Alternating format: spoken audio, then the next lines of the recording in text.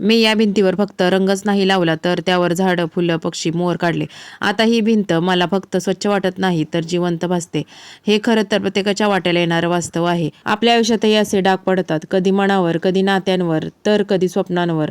तेव्हा आपल्याकडे दोनच पर्याय असतात. एक तर डाग तसंच राहून द्यायचे किंवा मग धीर धरून त्यावर नवे रंग चढवायचे. फक्त समस्या झाकून टाकणं ही एक गोष्ट आहे, पण त्या ठिकाणी आशेचे झाड लावणं, प्रेमाची फुलं उमलवणं आणि आनंदाचे पक्षी उडवणं हेच खरं यश आहे. कारण आपण फक्त डाग नाही पुसले तर तिथं नव्या विचारांची, नव्या स्वप्नांची फुलं उमलवली आणि त्या छोट्या प्रयत्नाने आपले जग अधिक सुंदर झाले. आणि मी स्वतःलाही नवीन नजरेतून पाहू लागले.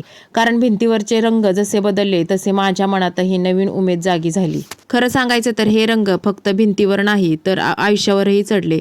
प्रत्येक पानात आशा दिसली, प्रत्येक फुलात आनंद आणि प्रत्येक पक्षात स्वप्नांची उंच भरारी. म्हणूनच आज मला जाणवलं, डाग, अडचणी, संकट ही कायमच येणार, पण आपण त्यांना कसं रंगवतो हे आपल्या हातात आहे.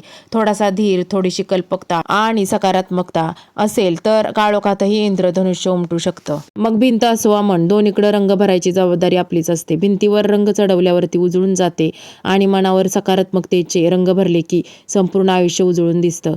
भिंत रंगवताना थोडा संयम, थोडा प्रयत्न लागतो, पण एकदा रंग चढवला की सौंदर्य कायम राहतं. तसंच मनालाही रोज थोडा संयम, थोडा धीर आणि थोडा आनंद दिला तर मनाचं सौंदर्य कायम राहतं. शेवटी रंग आपल्याच हातात आहेत. जग कसं दिसेल हे ठरवायचं काम आपलं आहे.